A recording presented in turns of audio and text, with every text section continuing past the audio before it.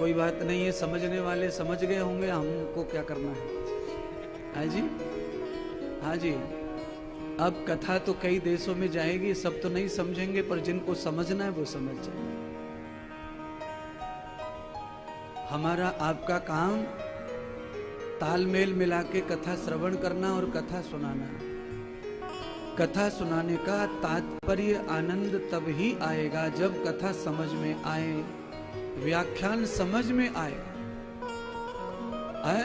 अच्छा, कभी कभी क्या होता है, डॉक्टर जो है ना खून निकालते हैं, कभी कभी जरूरत में सलाइन लगाते हैं, तो सलाइन लगाने जाते हैं तो सलाइन चढ़ती तो कम है, वापिस बैक में खून मारता, उसमें बैक मारता खून, पूरा का पूरा निडल भर जाता है खून से। सलाइन तो जाती नहीं, खून प्रेशर से आकर सलाइन कोई दवा डालता है। तो कभी कभी कथा भी इस तरह बैक हो जाती है वक्ता के पास, श्रोता के पास में कथा जाती है। श्रोता का स्टैंडर्ड जब वक्ता से हैवी होता है तो कथा बैक आती व्यासपीठ की तरफ, फिर वो हृदय में नहीं उतरती है। इसीलिए वक्ता हमेशा सवा शेर होना चाहिए और श्रोता शेर होना चाहिए, गीदड़ श्रोता भी नहीं चाहिए। शेर और सवा शेर।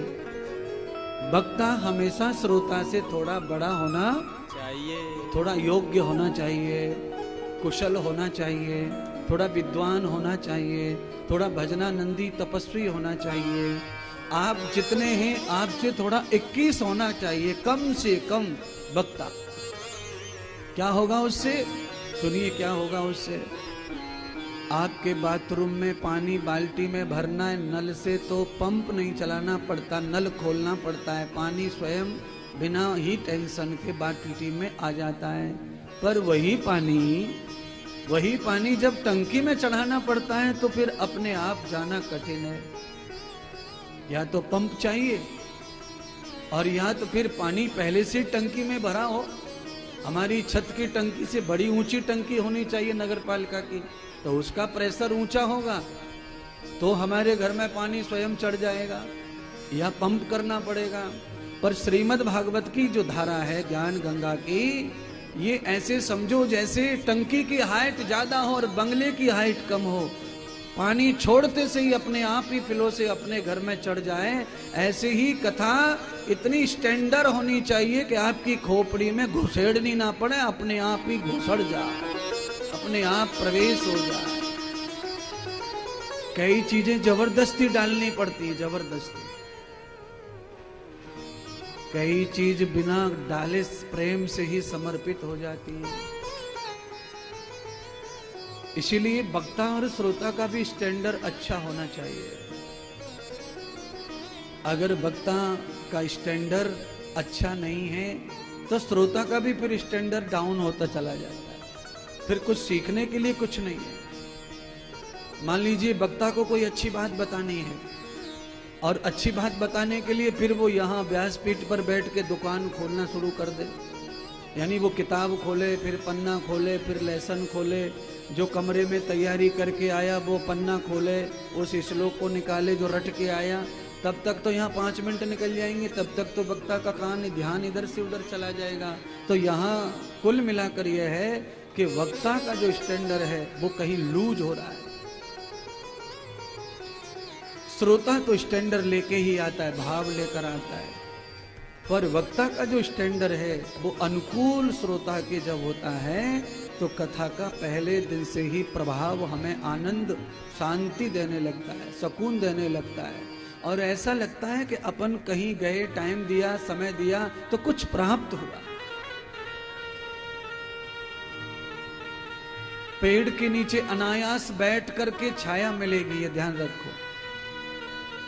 आप आ जाइए, आपके दोनों हाथ बांध दिए जाएं, पैर बांध दिए जाएं और आपको पेड़ के नीचे पटक दिया जाए तो आपको शीतलता तो मिलेगी, ठंडक तो मिलेगी, पर आपकी खुद की हरकतें काम नहीं कर रही हैं।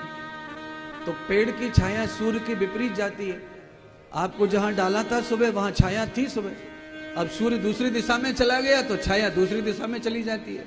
आपके ऊपर सूर्य की किरणें आई मतलब धूल, धूप। अब आपका प्रयोग होता, अगर आपके हाथ खुले होते, पैर खुले होते, चेतनता होती, समझ होती, तो आप सूर्य की छाया से बचने के लिए पेड़ के साथ साथ उसकी छाया का उपयोग दिन भर कर सकते थे। पर वो तभी संभव है जब आदमी जड़ न रहे, चेतन हो जाए, जागृत हो जाए। एक बार किसी ने पेड़ के नीचे बिठा दिया तो सदैव छाया नहीं रहती वहां। सूर्य की दिशा बदलेगी, छाया बदलेगी, तो सूर्य का प्रभाव हमारे ऊपर पड़ेगा तो गर्मी लगेगी। वही टेंशन, जिस टेंशन की वजह से पेड़ की छाया के नीचे आए थे, 1 घंटे में शांति गायब, आ गया धूप। और जागरूक चेतनता, कर्म करने की क्षमता, कर्म करने की शैली, कर्म करने की इच्छा अगर मुझ में है और समझ है, तो मैं दिन भर पेड़ की छाया का आनंद ले सकता हूं। फिर मुझे सूर्य से मुझे कोई तकलीफ नहीं होगी, तापमान मेरे शरीर का नहीं बढ़ेगा, क्योंकि मुझे जो चेतनता दी है महात्मा ने, गुरु जी ने, कथा ने, उसकी वजह से मुझे आता है कि मुझे छाया के संग संग चलना चाहिए। छाया अपनी गति नहीं करती, छाया सूर्य के कारण गति करती है। तो मुझे भी सूर्य को समझना है, पेड़ की छाया को समझना है, तो फिर मुझे उसके साथ साथ चलना है। कहने का तात्पर्य है कि आदमी जब पारमार्थिक जीवन के संग संग चलता है तो उसकी शीतलता, शांति कभी भंग नहीं होती है।